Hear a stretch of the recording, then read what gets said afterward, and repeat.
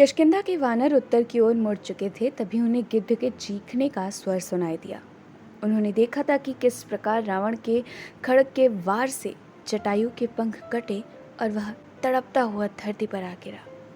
Hello दोस्तों, स्वागत है आप सभी का हमारे चैनल में। हम पढ़ रहे हैं पुस्तक सीता, जो कि लिखी है देवदत्त पटनायक जी ने, और हम इसका खंड 5 पढ़ना आरंभ किए थे। तो चलिए उसी को आगे पढ़ते हैं। वानरों की कथा। तब तक उड़ने वाला विमान दक्षिण दिशा की ओर जा चुका था। सारे वातावरण में एक विलापरत स्त्री का स्वर गूंज रहा था। उसने अपने सारे आभूषण निशानी के तौर पर धरती पर फेंके थे। वानरों ने वन में से उन आभूषणों को एकत्र किया और उन्हें सुग्रीव को सौंप दिया, जो विचार करने लगे कि ये सारा उपद्रव किस लिए था। सुग्रीव किष्किंधा नरेश हैं, मैं उनका सेवक हूँ। जब राम से उनकी भेंट हुई तो वे भी वनवास पर ही थे, क्योंकि उनके भाई के साथ कुछ कलह चल रहा था, हनुमान ने बताया। इसके बाद हनुमान ने सीता को वानर भाइयों की उनकी आपसी कलह का कारण बताया। ब्रह्मा के पुत्र काश्यप की विनता नामक पत्नी थी, जो पक्षियों की माता थी। एक दिन उन्होंने 2 अंडे दिए, परंतु बहुत समय तक उन अंडों से कुछ नहीं निकला। अधीर होकर उन्होंने एक अंडा तोड़ दिया। इस प्रकार उससे अरुणी नामक बालक का जन्म हुआ। वह भोर को भगवान है, उसका लिंग अज्ञात है।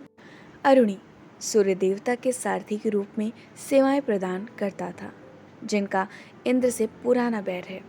इंद्र स्वर्ग का भगवान है, जिसके प्रताप से धरती पर मेघ वर्षा लाते हैं। उनके बैर का कारण साधारण सा था। जब सूर्य प्रचंड होता था तो धरती वासी वर्षा के भगवान के रूप में इंद्र की उपासना करते थे, और जब इंद्र शक्तिशाली होकर अत्यधिक वर्षा कर देता तो सूर्य को प्रसन्न किया जाता था, ताकि वो धरती को अपनी किरणों से ऊष्मा व प्रकाश प्रदान करें।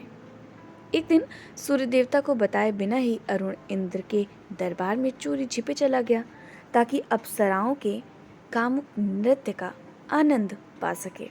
ऐसा करने के लिए उसे एक स्त्री का रूप धरना पड़ा। अरुणी का अपरिचित मुख अचानक इंद्र की दृष्टि में आ गया। वह तो अपनी सारी अप्सराओं को अच्छी तरह जानते थे। वह उसके पास गया, उसकी संगति का आनंद लिया। परिणामवश अरुणी ने बाली नामक पुत्र को जन्म दिया। इस बालक का जन्म तुरंत हुआ था, जिस प्रकार देवों के काल में हुआ करता था। अरुणी ने बालक को गौतम ऋषि तथा अहिल्या के संरक्षण में छोड़ा और सूर्यदेव के पास वापस लौट गया। इस प्रसंग के कारण उसे सूर्यदेव के पास पहुंचने में विलंब हो गया, परंतु जब उसने सूर्यदेव को अपनी देरी का कारण बताया तो वे विस्मित हो उठे। उन्होंने अरुणी से कहा कि वे भी उसका स्त्रैण रूप देखना चाहते हैं। उसे देखकर वे भी मोहित उठे, और उनके साथ भी अरुणी ने उसी समय सुग्रीव नामक पुत्र को जन्म दिया। उसे भी ऋषि गौतम तथा अहिल्या को ही पालन के लिए सौंप दिया गया।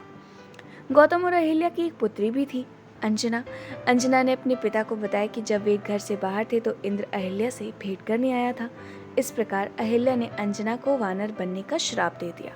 गौतम ने गुस्से में आकर उन दोनों लड़कों को भी वानर बनने का श्राप दे दिया, जिन्होंने सब जानते हुए भी अपने पिता को इस अवैध प्रेम प्रसंग की जानकारी नहीं दी थी। इसके बाद अहिल्या को भी शिला होने का श्राप मिला और गौतम को मातृविहीन वानरों पर दया आ गई। वे अपने श्राप को तो वापस नहीं ले सकते थे, इसलिए प्रतिकार स्वरूप तीनों वानरों को किष्किंधा के संतानहीन वानरराज ऋक्ष को सौंप दिया। जब वे वानर बड़े हुए तो ऋक्ष ने सबका विवाह कर दिया। अंजना का विवाह केसरी से हुआ, बाली का विवाह तारा से तथा सुग्रीव का विवाह रोमा से संपन्न हुआ। ऋक्ष ने प्राण त्यागने से पूर्व बाली और सुग्रीव से कहा कि वे राज्य को आधा आधा बांट लें।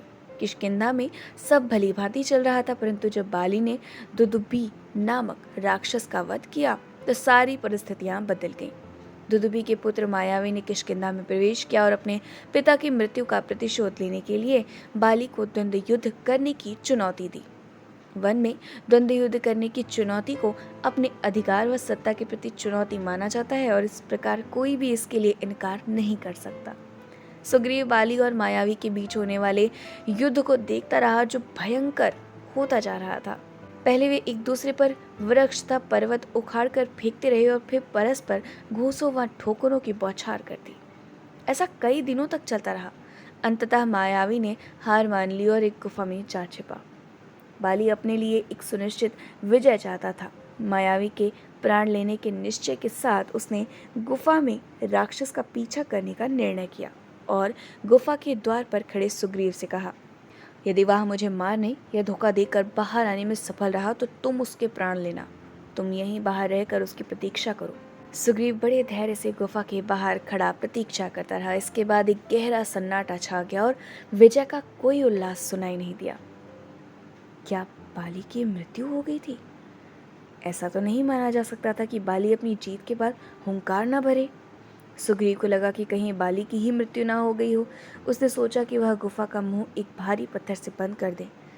इस तरह उसके भाई का हत्यारा गुफा के भीतर ही भूख प्यास से तड़प कर दम तोड़ देगा। उसका यह निर्णय उचित नहीं था, क्योंकि बाली जीवित था। उसने मायावी के प्राण तो ले लिए, किंतु स्वयं इतना क्लांत हो गया कि अपनी विजय का उल्लास तक प्रकट नहीं कर सका। दरअसल मायावी की गर्दन तोड़ने के बाद उस पर भी गहरी निंद्रा छा गई। जब वह गहरी निंद्रा से जागकर गुफा के प्रवेश द्वार के पास आया तो देखा कि उसे तो बाहर से किसी ने बंद कर दिया था। गुफा के बाहर तो सुग्रीव का पहरा था। उसे लगा कि यह काम उसका ही होगा। उसने किसी तरह वह पत्थर हटाया और किष्किंधा वापस आया तो सुग्रीव को सिंहासन पर बैठा पाया। उसके दोनों ओर रोमा और तारा आसीन थी। विश्वासघाती, पीठ पे छुरा भोंकने वाले, बाली चिल्लाया और नेत्रों से अंगारे बरसाता हुआ सुग्रीव की ओर लपका और दांत किटकिटाए। वह उसे जान से मार देना चाहता था। सुग्रीव अपनी जान बचाकर भागा। वर्षों तक बाली उसका पीछा करता रहा। अंततः सुग्रीव ने ऋषिमुख पर्वत पर शरण ली, जहाँ मातंग ऋषि का आश्रम था। बाली उस पर्वत पर आने का साहस नहीं कर सकता था।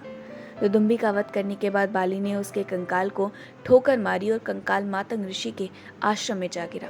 क्रोधित होकर ऋषि ने श्राप दिया कि ऐसा अधर्म करने वाला जब भी उस पर्वत पर कदम रखेगा जहां उनका आश्रम स्थित है, तो वह उसी क्षण प्राण त्याग देगा। सुग्रीव बाली के भय से ऋषिमुख पर्वत के अतिरिक्त कहीं और नहीं जा सकता था। इसलिए उसने हनुमान से कहा कि वह पता लगाए कि उड़ने वाला विमान उस स्त्री को कहाँ ले गया, जिसके रोने का स्वर सारे वन प्रांतर में गूंज रहा था। सीता ने वानरों की कथा सुनकर कहा, कितनी अधीरता! सुग्रीव ने कितनी शीघ्रता से विश्वास कर लिया कि गुफा में उसके भाई ने प्राण त्याग दिए हैं। बाली को भाई पर इतना गुस्सा आया कि उसकी सफाई तक सुनने को तैयार नहीं। अधीरता विवेक की शत्रु है। यह हमें निष्कर्षों की ओर जाने को विवश करती है और दूसरे को समझने के स्थान पर उसे परखने या आलोचना करने को कहती है। आप जानती हैं, जब आपके पति ने यह जाना कि आप कुटिया में नहीं, तो एक क्षण के लिए भी उनके मन में ये बात नहीं आई कि आप कहीं चली गई हैं। वे आप पर पूरा विश्वास रखते हैं। तभी वे पूरे धैर्य के साथ जांच पड़ताल करते रहे कि आपका रहस्यमयी तरीके से कुटिया से अलोप होने का क्या कारण हो सकता है। हनुमान ने कहा, तुम्हें इस विषय में कैसे पता? सीता ने पूछा। तब हनुमान ने सीता को राम और अपनी भेंट के बारे में बताया।